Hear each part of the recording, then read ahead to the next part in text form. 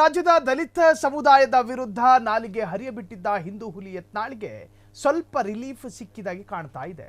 Atrocity case ಅರ್ಥಾತ್ ಜಾತಿ ನಿಂದನೆ ಪ್ರಕರಣದಲ್ಲಿ ಬಂಧನ ಭೀತಿಯಿಂದ ಈಗ ಬಚಾವಾಗಿದ್ದಾರೆ.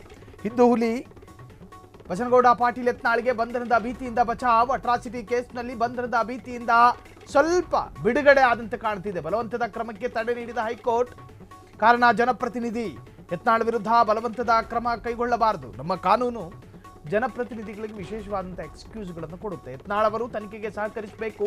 ಹೈಕೋರ್ಟ್ ಖಡಕ್ ಸೂಚನೆ. ಕೊಪ್ಪಳ ಠಾಣೆಯಲ್ಲಿ ದಾಖಲಾಗಿದ್ದಂತಹ ಅಟ್ರಾಸಿಟಿ ಕೇಸ್ ದಲಿತ ಸಮುದಾಯದ ವಿರುದ್ಧ ನಾಲಿಗೆ ಹರಿಯಬಿಟ್ಟಿದ್ದ ಮೊಬೈಲ್ನಲ್ಲಿ ಯತ್ನಾಳ್ ಹೇಳಿಕೆ ಆಲಿಸಿದ ನ್ಯಾಯಪೀಠ ಅದನ್ನು ಆಲಿಸಿದ್ದಾರೆ. ಮೊಬೈಲ್ನಲ್ಲಿ ಪೀಠದ ಬಳಿ ಯತ್ನಾಳ್ ಪರ ವಕೀಲ ಎಸ್ಪಿಪಿಗೆ ಆಹ್ವಾನ. ವಿಭಿನ್ನ ಸನ್ನಿವೇಶಕ್ಕೆ ಸಾಕ್ಷಿಯಾದ ನ್ಯಾಯಾಲಯ. ಮೈಕ್ ಆಫ್ ಮಾಡಿ ವಿಡಿಯೋ ಸ್ಥಗಿತಗೊಳಿಸಿದ ಪೀಠ.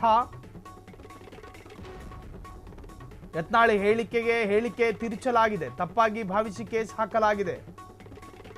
ಹೈಕೋರ್ಟ್ನಲ್ಲಿ ಯತ್ನಾಳ್ ಪರ ವಕೀಲರ ವಾದ.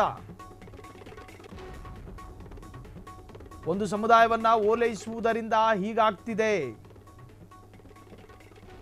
ಇದು ಯಾವುದೇ ರಾಜಕೀಯ ಪಕ್ಷವಾಗಿರಬಹುದು.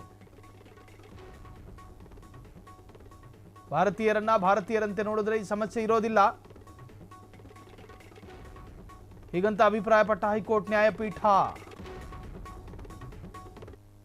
ನೋಡಿ, ಹೈಕೋರ್ಟ್ನ ನ್ಯಾಯಪೀಠ ಒಂದು ಕಡೆ ಬಸನಗೌಡ ಪಾಟೀಲ್ ಯತ್ನಾಳ್ ತನ್ನ ಖಾತೆಯಲ್ಲಿ ಟ್ವೀಟ್ ಕೂಡ ಮಾಡಿಕೊಂಡಿದ್ದಾರೆ.